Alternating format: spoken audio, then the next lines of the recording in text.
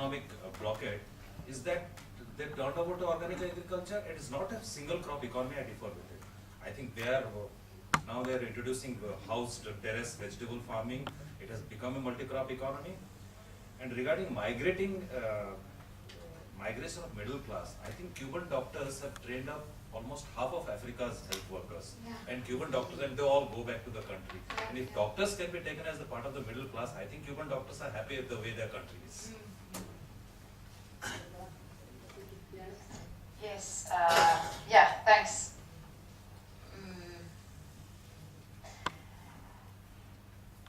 About Cuba, yeah, actually, well, this ecological footprint and human development index, this doesn't really count happiness, doesn't it, Marco?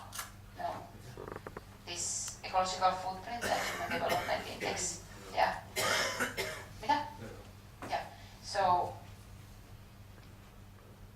yeah, and of course it is, controversial, this, but I think this picture, after all, is, it shows that you can have this high human development, but you are not exceeding the world beer capacity. And of course there are faults in Cuba as well, but I think we can say it has it has succeeded in some things at least. And about the migration from Cuba, well, yeah, I can't say, I don't have the facts about that, but my guess would be that, I don't know, it can be also this US propaganda, or I don't know, all this advertising that they see, but I don't know if they are not happy in Cuba. Are they more happy in US then, or less happy? I don't know, but that would be a good topic for research, I think. Researching people who have migrated from Cuba, what do they think then? Yes, and Marco, maybe you can give more, you are the assessment expert here. Yeah. Okay, thanks for the questions and comments. And one thing about this ranking, like I said, like we're just presenting some work others have done, and I think the main thing here is that this somehow goes well together with what we had as individual people. So we showed that the sustainable class is predominant or the biggest in Latin America and Asia, and then the countries you see in these two are basically from Latin America, North Africa and Asia. So I feel that there's some argument there. And one mission, like Jarno mentioned, we're very upset about all these rankings where Finland is on top 10. That of course there's a lot of achievement, but at such a huge environmental cost. So we want to, people to look very much elsewhere for any kind of national cultural model. Yeah, because what do we do with the achievements if it's possible only for, let us say, 3 generations? If only 3 generations can live that way, and then all the resources are used, so yeah. And as it elaborate on Cuba, Bhutan is on top 10, top 20 of this Happy Planet Index also, so I think that was a relevant point. On the calculations, I think one problem with economics is this obsession with calculations, then only those things that can be calculated become important, and then those which are less, more difficult to calculate become less important. So the point we were trying to make that if we take the textbook definition of economy, then it's very silly to just look at the monetary economy. It's like in biology, we say biology is about species, and then somebody would just study fish and call it biology. That would be really strange. But in economy, it's normal that economy is production and services, goods and services. But then all that, what maybe keeps most of the humanity going, informal economy, is just not part of economics. So this was the main argument. But then how to do it, to forget GDP or to monetize the informal economy, I have no answer there.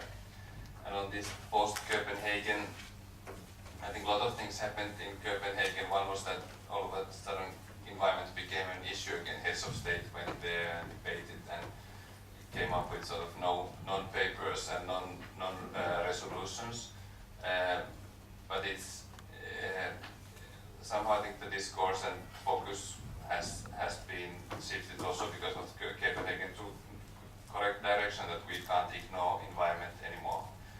And also it showed sort of the brutal power play that the US made a deal with the emerging powers that US can continue polluting and the emerging powers can continue polluting basically at the expense of the powerless wherever they are. So what to do? I think it's a call for more work, hard work, serious work by concerned people, and I think the main thing is to link sort of immediate sort of material concerns with high ideals, concern for 7 generations to go. And I think there this sort of class consciousness, class struggle is the kind of new thing I think we are proposing, that we should not to be stuck with nations, north-south nations, but we should look at the class interest, which is huge. The struggling classes will suffer the most. So but if they were able to act as a class vis-a-vis this transnational capitalist class, then in context of environmental and survival issues would be one thing. And I think things are happening, like this Evo Morales of Bolivia, the president with indigenous origin. He has called a meeting on the Earth Day in April, and I think last year Earth Day became official UN Day for Mother Earth. So this kind of linking political, like countries with the right kind of political concerns with the social movement. I mean, he called for a global conference of social movements on environment because of the Copenhagen failure. So if we're able to unite the struggles, like we have been proposing of the gender struggles, Dalit struggles, environmental struggles, and knowledge-related things, then that's kind of proposal, which is also more detailed explained in the booklet. Thank you. Cuba, Yeah. I'd like to. Okay, yes.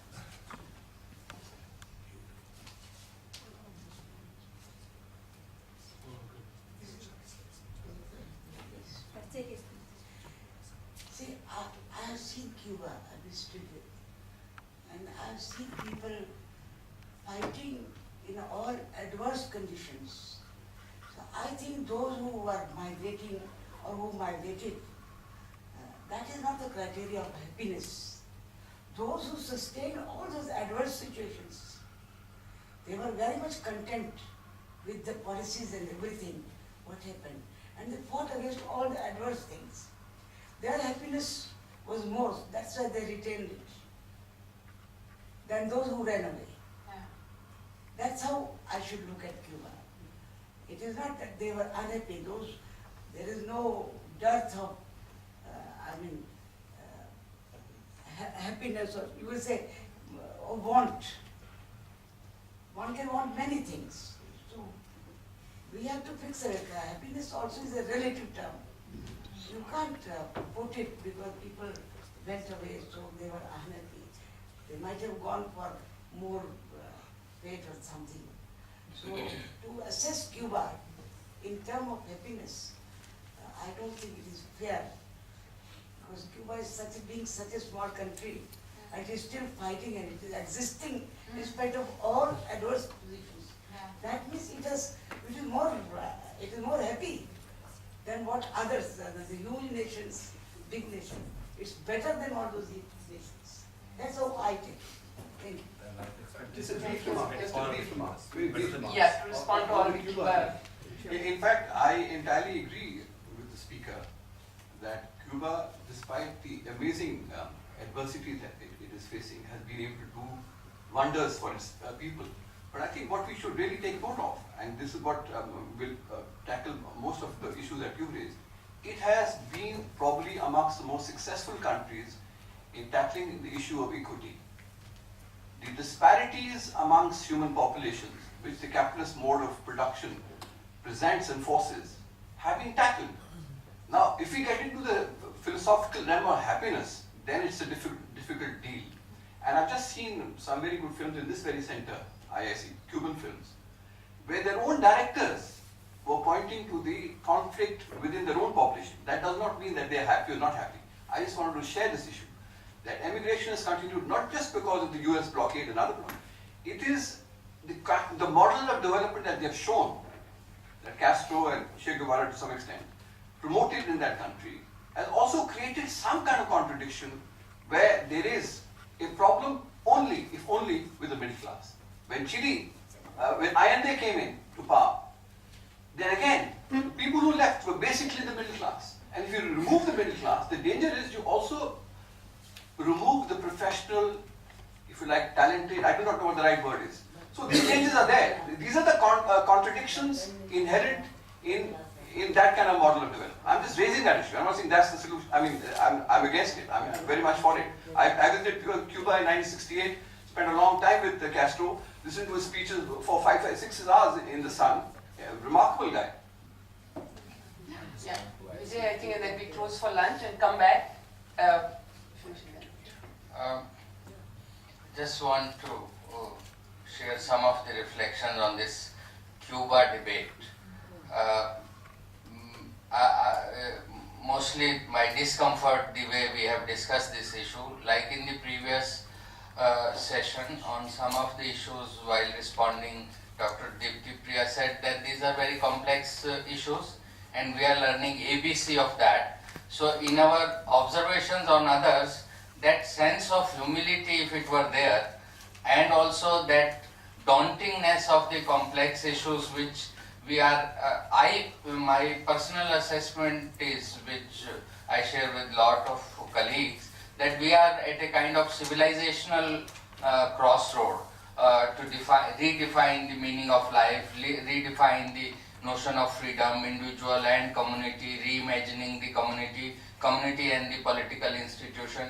All these things are open in the Pandora box again, and Pandora box is open and we are discussing all these issues. So just immediately to polarize this debate, the way Yarna presented and the enthusiasm with which the absolute minuscule minority we have in SADET, Asidji was so happy about Cuba, but you know, how can you discuss authoritarian societies?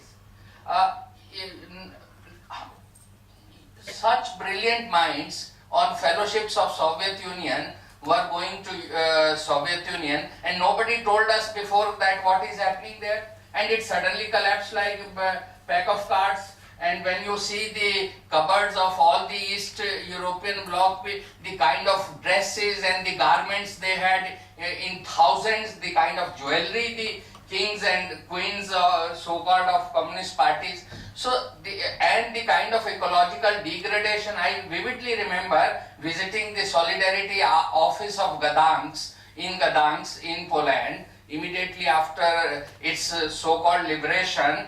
I said, we want to relate to you, I am socialist from India. They said, we don't want to relate to you. Point blank. They said, we want to follow the American consumer model, period.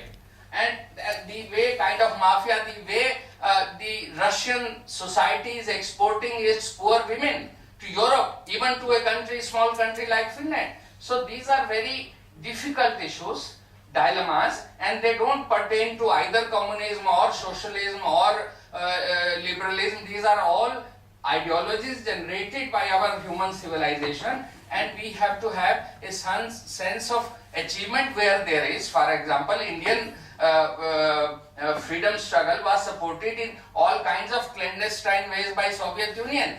Just look at a very mediocre book by Pandit Jawaharlal Nehru, how early it was translated in 16 languages, and how Soviet Union was transferring money to Pandit Jawaharlal Nehru. Now these are very intellectually and emotionally difficult issues to discuss. How the our parties even till date, China is emitting 23% of emissions. The Communist Party of India, Marxist, does not talk about it. And Indians have betrayed all the small countries in Copenhagen. This is the most shameful defeat we had at Copenhagen when we betrayed all the countries. We emit only 4%. If all of us were to go to Himalayas, the only contribution we will make, reduce 4% gas emission, and we legitimize the gas emissions of US and China seamlessly. And our CPM, because of these blinkers, does not have the intellectual or emotional courage to renounce China, its development model. So these are difficult issues. These don't concern one or the other ideology. These are civilizational long-term issues, and we should somehow informally during lunches of such meetings plan some serious discussions, serious studies, make smaller groups. We study these issues and then do it more, and these things can't be done at IIC. They have to need to go on as a routine every day. Should become our everyday concern. Only then we'll be able to at least understand the right questions. Sorry for taking so long. I'm energy expert from Delhi. Actually, Can you just come on to a mic, please? Where is this mic? Just introduce yourself. I'm Rajwari from Delhi. Sir spoke, pointed out very sensitive point. Actually, as Bhutan, they are evolving national happiness index in similar lines. So that's why world over they're trying to learn how Bhutan is doing. And another submission is that these indices, whatsoever, you call it Human Development Index, Sustainable Development Index, all these things, but one thing, this should be, if it is to be globally compared, it should be in a homogeneous, in a uniform manner of comparison, because and what Bhutan terms it is gross national happiness. So that index, and in terms other indices are all based on economic comparison. But I shall always doubt how can it be a measure of happiness, because see, these are all in terms of earning, purchasing power and all those things. You see, the richest man of the world today, Warren Buffett, Bill Gates, they have donated their entire earnings. Thank you. The richest are more unhappy. Yes. I think if over lunch we continue thinking about the issues raised, very clearly every time I sort of hear this presentation, what strikes really is the three categories made. The fact that they may not be, may not agree exactly with the way they are done, or the methodology may not be very exact and can always be questioned. But what it does raise for us is two issues that come to my mind, and we'd like feedback when you come back. One, when we think of ecological issues, they either seem too big, whether it's ecological issues or state and indigenous people relationships, and very complex issues like this. But yet, if it gets categorized into ways where we're seeing it's not all of humankind which is doing this overconsumption, it's not also one country vis-a-vis the other, or countries of the developed and the developing world, but sections within, and it's if we look at the data they've presented, less than 1/3 of the world which is doing that consumption, then it changes the nature of politics that we need, and the nature of conceptualization of the problem. And that's where probably we need to do more of the understanding that's happening. At another, what is the immediate politics? Understanding can go on all the time, and yet whatever understanding we do have today, what is the immediate politics that we need to get on to? Because these are not tasks which can remain for tomorrow. They are things that all of us need to do right now from on today. I'm sorry, Manoj, you will raise your hand. When we come back, you will be the first one who starts with that. So if we can come back with some issues on this and come back with therefore the politics of what comes out from this on the Announce the next session if any of you. what time do we come back? Half an hour? We come back in 45 minutes. 45? Okay. 45. So 240, 220, right outside. Maybe half an hour. And the next session, 2:45. After we'll do another 15 minutes. I think this is very major and important and we don't need to go deeper.